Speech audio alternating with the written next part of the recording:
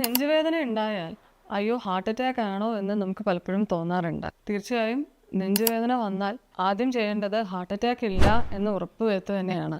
ഇതുകൂടാതെ നെഞ്ചുവേദന ഉണ്ടാകാവുന്ന മറ്റു ചില കാരണങ്ങൾ കൂടി അറിഞ്ഞിരിക്കണം. ഉദാഹരണത്തിന് ആൻജൈന അല്ലെങ്കിൽ ഹൃദയത്തിലേക്കുള്ള രക്തയോട്ടം കുറയുന്നത് വഴി ഇടയ്ക്കിടെ ചെറിയ നെഞ്ചുവേദന ഉണ്ടാകുന്നു. ഇത് പിന്നീട് ഹാർട്ട് അറ്റാക്ക് വരാനുള്ള സാധ്യത ഇങ്ങനെയുള്ളവരിൽ വളരെ കൂടുതലാണ്. മറ്റൊരു കാരണം പൾമണറി എംബോളിസം അല്ലെങ്കിൽ നമ്മുടെ ശ്വാസകോശത്തിലേക്കുള്ള പ്രധാന രക്തക്കൊള്ളികളിൽ ക്ലോട്ട് വന്ന് അടഞ്ഞു പോകുന്ന വഴി ഇങ്ങനെയുള്ള അസുഖത്തിലും നെഞ്ചുവേദന ഉണ്ടാകാം. മറ്റു ചില കാരണങ്ങൾ ശ്വാസകോശ സംബന്ധമായ വരുന്ന ഇൻഫെക്ഷൻ, ന്യൂമോണിയ, അതുപോലെ ശ്വാസകോശത്തിന് ചുറ്റുമുള്ള ഒരു കവറിങ് പ്ലൂറ മെംബ്രെയിൻ, അവിടെ വരുന്ന ഇൻഫെക്ഷൻ അല്ലെങ്കിൽ പ്ലൂറിസി, ഇതൊക്കെയാണ്. ഇത് കൂടാതെ ചില കാരണങ്ങൾ എന്ന് പറയുന്നത് മസിൽ പെയിൻ അല്ലെങ്കിൽ നമ്മൾ അമിതമായ വ്യായാമം അല്ലെങ്കിൽ ശക്തിയായി ചുമ ഉള്ളവരിലൊക്കെ അവരുടെ പേശികൾക്ക് സ്ട്രെയിൻ ഉണ്ടാവുകയും അങ്ങനെ മസിൽ പെയിൻ കാരണമുള്ള നെഞ്ചുവേദന അനുഭവപ്പെടുകയും ചെയ്യാം. മറ്റൊരു കാരണമാണ് കോസ്റ്റോകോൺഡ്രൈറ്റിസ് അല്ലെങ്കിൽ നമ്മുടെ വാരിയലുകളും അതുപോലെ ബ്രസ്റ്റ് ബോണിനും ഇടയ്ക്കുള്ള ഒരു കാർട്ടിലേജിന് വീക്കം സംഭവിക്കുന്നത് വഴി അവിടെ